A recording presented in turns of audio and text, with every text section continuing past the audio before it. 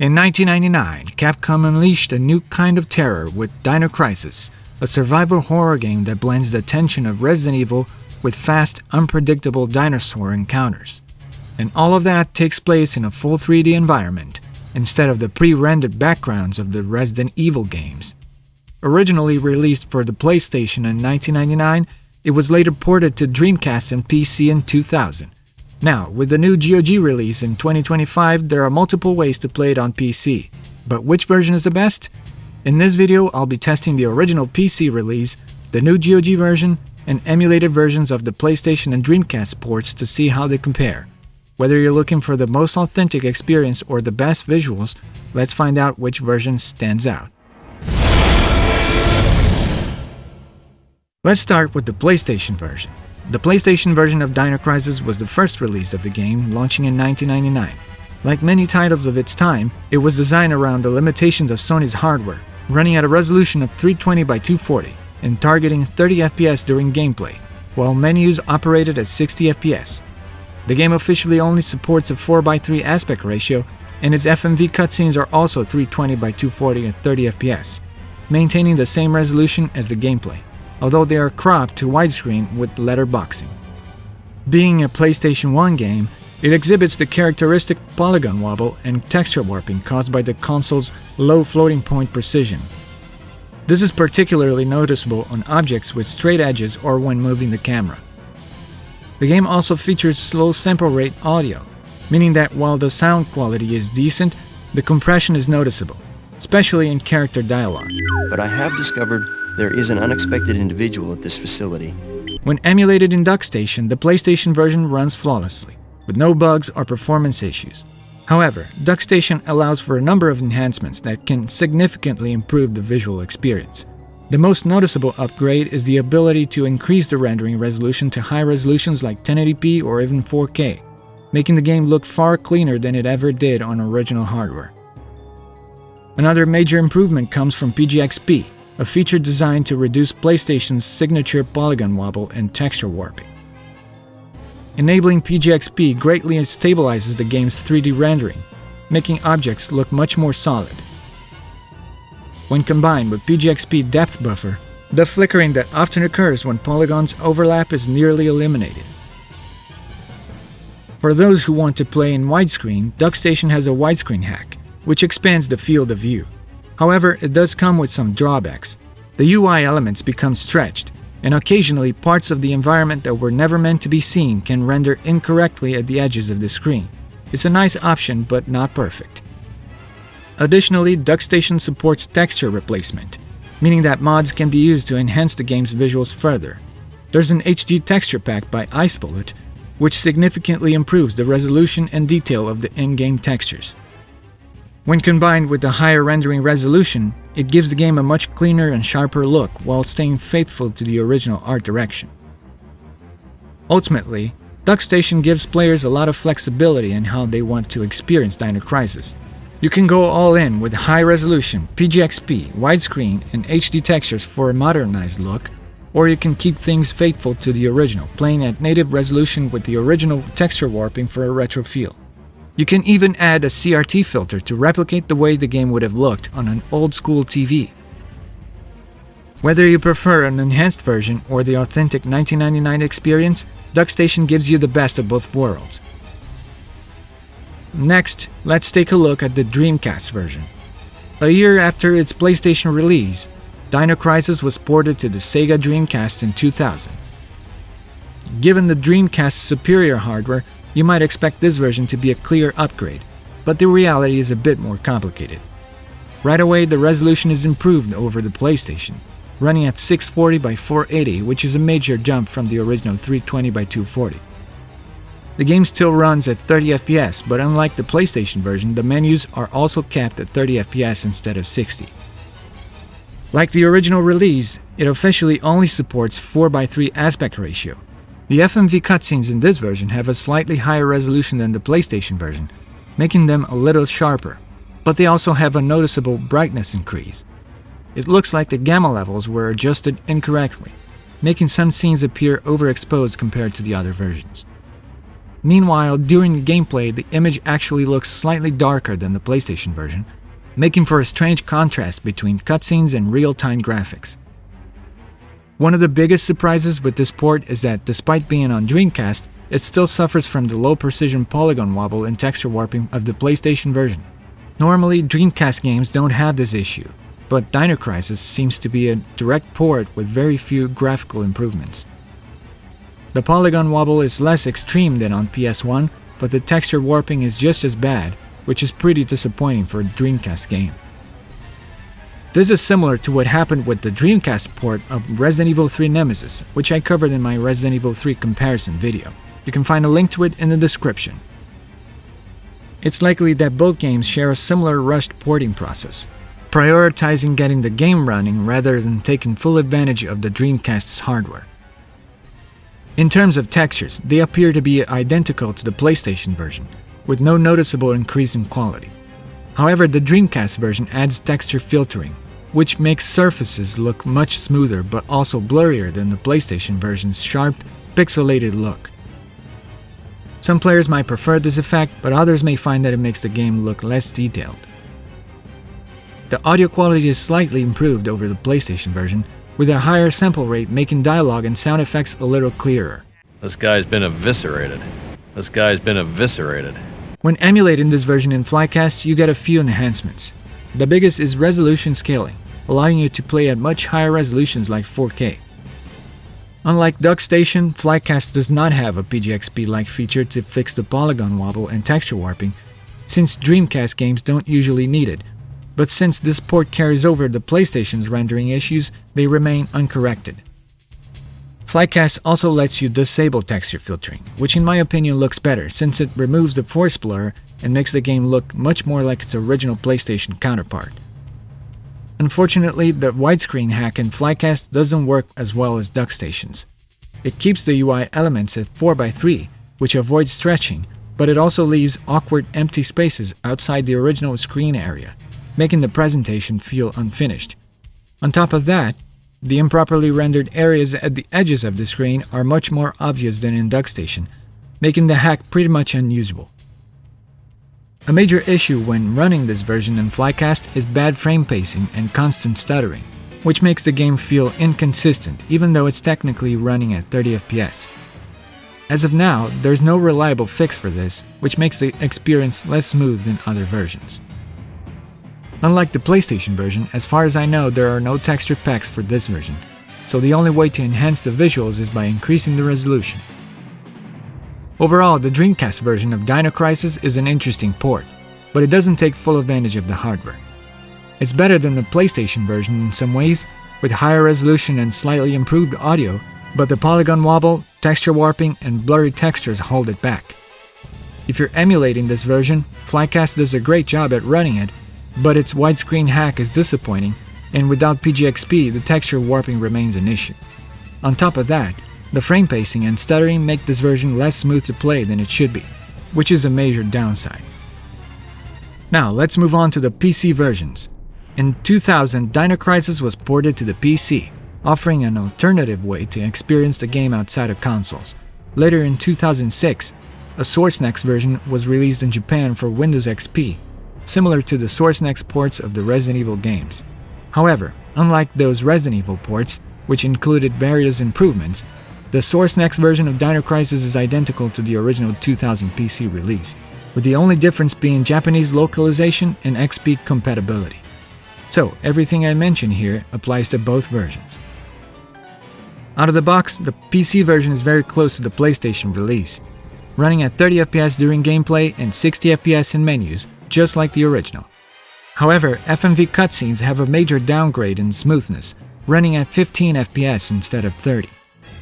The resolution is locked to 640 by 480 with no official way to increase it, and only 4:3 aspect ratio is supported. Graphically, this version retains all the PlayStation rendering quirks, including low precision, polygon wobble, and texture warping. There's no improvement in texture quality, but the game does support texture filtering. However, enabling it causes transparent textures to render incorrectly, making it look worse, so it's not recommended.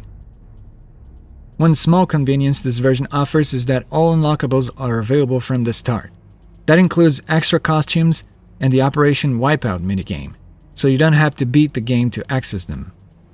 It also features both original and arrange modes, which correspond to the Japanese and American difficulty balancing from the console versions. This mostly affects item locations and enemy placements. Audio quality is generally fine, but it has a noticeable amount of noise in the sound effects and dialogue, which isn't present in other versions. Okay, this is the first checkpoint. Okay, this is the first checkpoint. It's unclear if this is due to compression or an issue with how the audio was encoded for the PC version. One of the biggest problems with this release is the controller support. My DualSense controller worked, but the D-pad didn't, meaning I had to control the movement with the analog stick both in-game and in menus. There's no controller vibration support at all, even when using mods, which suggests it was simply never implemented in the PC ports. Similarly to the Resident Evil games, there's a fan-made patch called Classic Rebirth, which is only available for the Sourcenext version. This mod adds better compatibility with modern systems, proper controller support, a rendering fix option which reduces polygon wobble and texture warping, support for higher resolutions, improved audio quality, and a widescreen hack which functions similarly to Duckstation's, among other things. Classic Rebirth does improve the overall experience significantly, but there are still some limitations. The rendering fix option helps, but it doesn't fully eliminate the low precision effects seen in the PlayStation version. Some polygon flickering remains, and camera movement still has some jitteriness, especially when compared to Duckstation's PGXP with depth buffer enabled.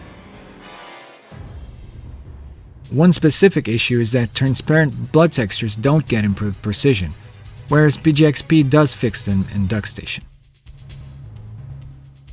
Classic Rebirth also supports a few optional mods that enhance certain aspects of the game, such as a high-quality FMV mod, which restores cutscenes to 30 FPS with higher resolution and full-screen display, a high-quality audio mod which replaces the noisy sound files with cleaner Dreamcast audio. Okay, this is the first checkpoint. Playtime is officially over, kiddies. And a high-quality textures mod, which adds upscaled textures to improve the visual quality. However, not all textures are replaced. For example, character models remain untouched. Meanwhile, Duckstation's Ice Bullet texture pack replaces more textures, including character textures, but still leaves some unchanged, like the transparent blood effects. The two texture packs have different styles, with Ice Bullet's pack adding a bit more detail, while the PC mod maintains a look closer to the original. Classic Rebirth also features a retro mode, which allows you to play at 320 by 240, the PlayStation's original resolution. However, at this setting, in-game text becomes quite difficult to read, unlike Duckstation, which keeps the text clear even at low resolutions. With Classic Rebirth, the PC version gets some nice improvements, but it still doesn't quite match the level of enhancement that Duckstation offers. The rendering fix is good, but PGXP is better. The texture pack is decent, but Ice Bullets is more complete.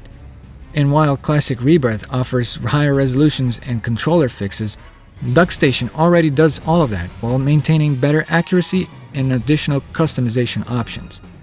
If you just want a quick and easy way to play on modern systems, Classic Rebirth is a good option. But if you're looking for the best experience overall, Duckstation is the stronger choice, whether you prefer a high-resolution upgrade or a more authentic retro look. Finally, in 2025, Dino Crisis was re-released on GOG.com, making it officially available on modern PCs once again. This version is based on the original 2000 PC release, but with a few key differences and improvements. Right away, one of the biggest benefits is the resolution support. Thanks to GOG's DirectX wrapper, the game now runs at a wide range of resolutions, including 4K, and also supports integer scaling and MSAA. But aside from these enhancements, the game's core technical limitations remain unchanged. It still runs at 30 FPS during gameplay and 60 FPS in menus, and only supports a 4:3 aspect ratio. The FMV cutscenes are also identical to the old PC version, meaning they still run at 640 by 480 and 15 FPS. Like the original PC release, the GOG version has all unlockable content available from the start, including bonus costumes and the Operation Wipeout minigame. It also retains both original and range modes, reflecting the Japanese and American balancing differences.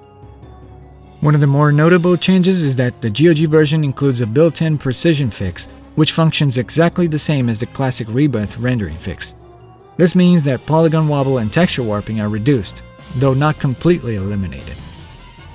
It's a nice addition, but it still doesn't reach the level of accuracy offered by Duckstation's PGXP depth buffer. Another major improvement is the controller support.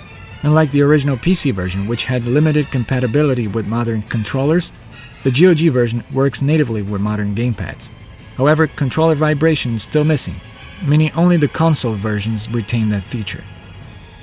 Visually, the textures are exactly the same as all other versions, but one notable fix is that GOG corrected the texture filtering issue.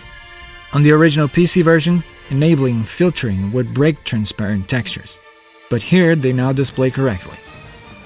Audio quality, on the other hand, remains unchanged. That means it still has the same level of background noise and sound effects and dialogue as the original PC release. As of now, there doesn't seem to be any new mods specifically made for the GOG version. However, the Japanese GOG release is fully compatible with classic Rebirth, meaning you can still use the same mods mentioned earlier, including high-quality FMVs, high-quality audio, and high-quality textures. Overall, the GOG release is a solid, no-hassle way to play Dino Crisis on modern PCs. It's a cleaner, slightly improved version of the original PC port, with better controller support, a built-in precision fix, and proper resolution scaling. However, if you're looking for the absolute best way to play the game, this version still falls short compared to the Duckstation with PGXP, which offers better polygon precision and a more customizable experience. And if you're interested in mods, you'll still need to use the Japanese version with classic Rebirth. Still, for those who just want a simple, official way to play the game on modern hardware, the GOG version is a good option. So, after testing all of these versions, which one's the best way to play Dino Crisis today? Without a doubt, the PlayStation version running on Duckstation is the definitive way to experience the game. It offers the best precision fix thanks to PGXP with depth buffer, the best upscale textures with Ice Bullets HD texture pack, the best widescreen hack, full controller support including vibration which no PC version has, and extensive customization, allowing for both high resolution and authentic retro aesthetics. The only areas where Duckstation falls short are FMV quality and audio quality, both of which are slightly better in the classic Rebirth mod for the PC version. But even in those aspects, the differences aren't major, and Duckstation's audio still sounds perfectly fine. Stay here, Junior. Leave the guards to me. If you prefer not to use emulation, classic Rebirth is a great alternative. It runs natively on PC, has a good precision fix, and supports high-quality FMVs, audio, and texture mods. It's a solid way to play, just not quite as refined as Duckstation with PGXP. For those who want the easiest setup, the GOG version is the way to go. It works out of the box, runs on modern systems without any tweaks, and includes a built-in precision fix. It's a decent experience, but it doesn't offer the same level of customization or precision as the other options. As for the Dreamcast version running on Flycast, there's really no reason to choose it. It suffers from stuttering issues, texture warping, and a broken widescreen hack. Compared to the other versions, it just doesn't hold up. Now there's one final thing I wanted to mention. While there are no actual mods or hacks to make the game run at more than 30 FPS, you can, however, play it at 60 FPS or more using lossless scaling, which you can see here in the footage. If you want to know more about it, I have a video about using lossless scaling on old games like this that you should watch. You can find the link in the description. Anyway, I hope you enjoyed the video. If you did, leave a like and subscribe for more. Also, please consider supporting me on Patreon if you want to see more videos like this. And if you want to get in touch with me, follow me on X. Thanks for watching, and I'll see you next time.